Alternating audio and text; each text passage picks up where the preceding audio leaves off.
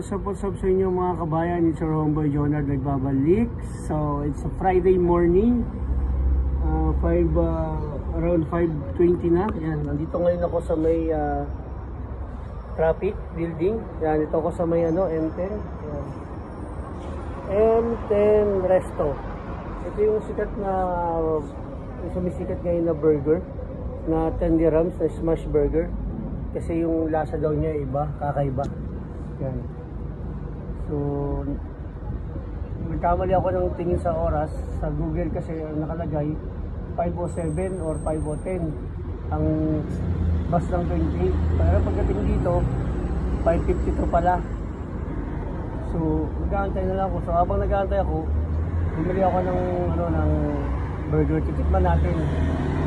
Nagkaroon naman tayo ng tip kahapon. Kaya, magbe-burger ako. Imbis na bibili ko na lang ng burger ko lang. Okay lang yun. Minsan lang naman eh.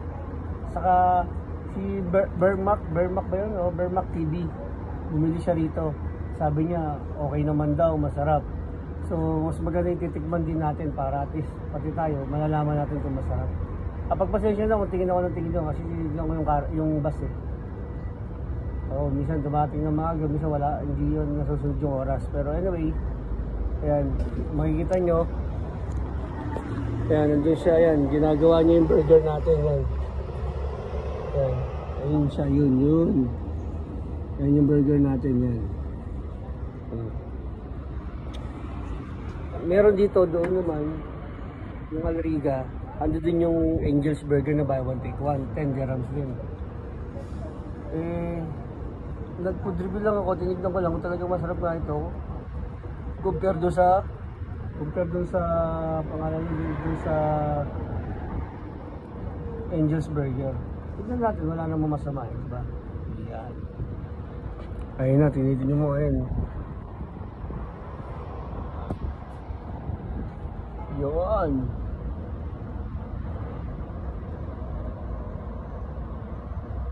Yan.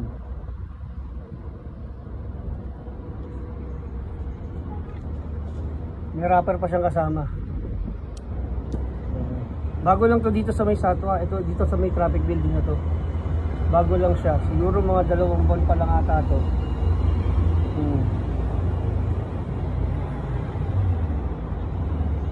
Nararap pa siya. Unlike doon sa Angel's Burger. Naka-plastic lang. Ito talagang may wrapper talaga. At naka-paper bag pa talaga. Kahit isa lang bibilin mo. At may tissue pa.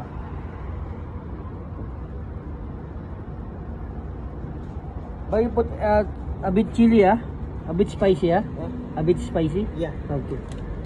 Ayan, ito na oh, ayan. Okay. Thank you brother. So titikman natin siya ngayon dito. Upo muna tayo dito sa tabi. Ayan.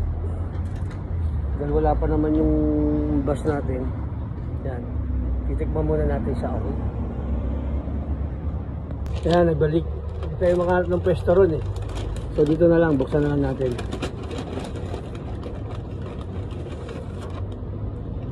Brother, will you give me some tissue? Ketchup. Take this enough or more? Enough, thank you.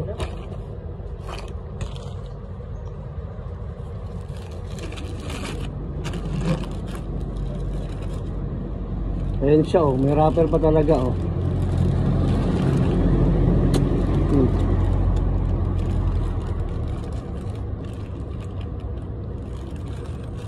First bite.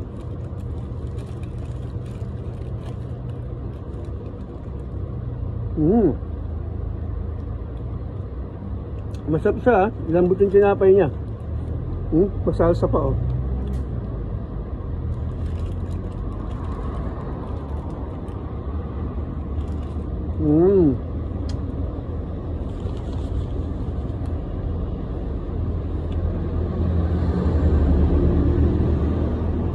May pickles siya, hindi ko alam kung pickles o relish siya.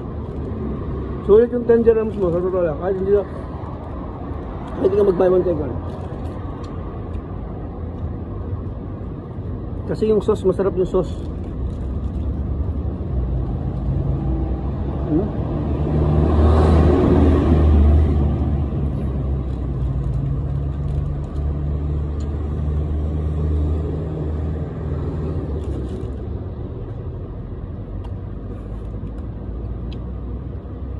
May pickles siyang kasama.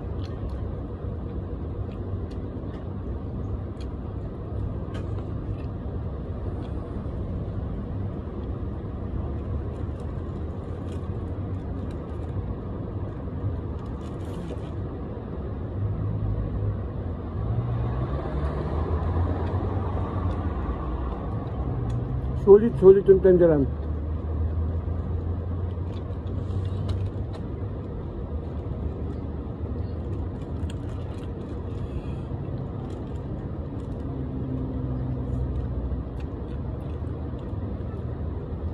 Brother, can I have tissue?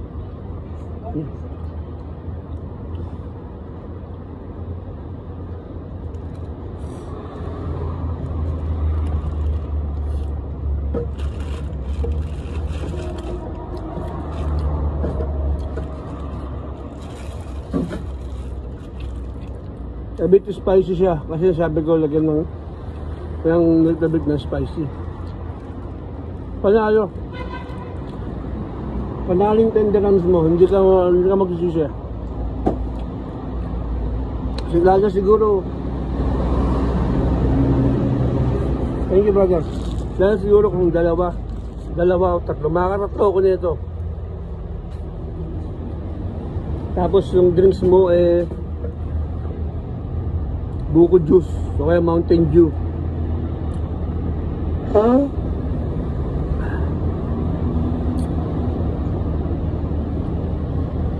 Panalo. Hindi ka magsisisi. Tama yung sinabi ni Vermac. Masarap siya, sulit. Yan. So sa mga taga Satwa dyan, or sa mga taga Dubai, gusto mayroon kayo makitang M10 Resto Bar, Resto. Puntahan nyo, bilhin nyo kasi sulit talaga. Hindi kayo mapapaya hindi masayang yung pera nyo. Masarap siya. Okay?